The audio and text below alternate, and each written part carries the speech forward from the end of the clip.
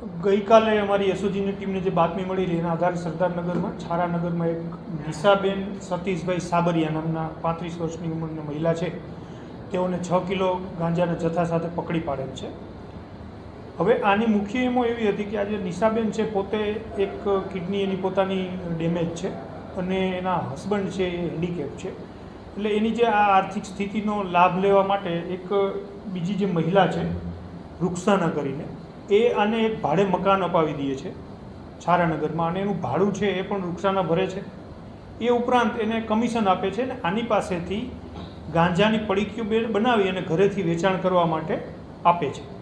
જે સંદર્ભમાં જે રૂક્ષાના છે જે અમારે પકડવાની બાકી છે એ લગભગ રોજનો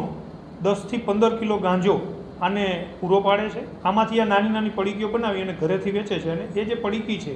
એમાં 50 રૂપિયાની અને 100 રૂપિયાની, આ જે 50 રૂપિયાની પડીકી છે અને 100 રૂપિયામાં 20% જેવું કમિશન એને મળતું હોય છે, અને આ રીતે એ પોતાનું જે ઘર ચલાવવા માટે અને જે પતિ હેન્ડીકેપ છે એના કારણે આ જે ધંધો છે એમાં ફસાયેલી છે। ગઈ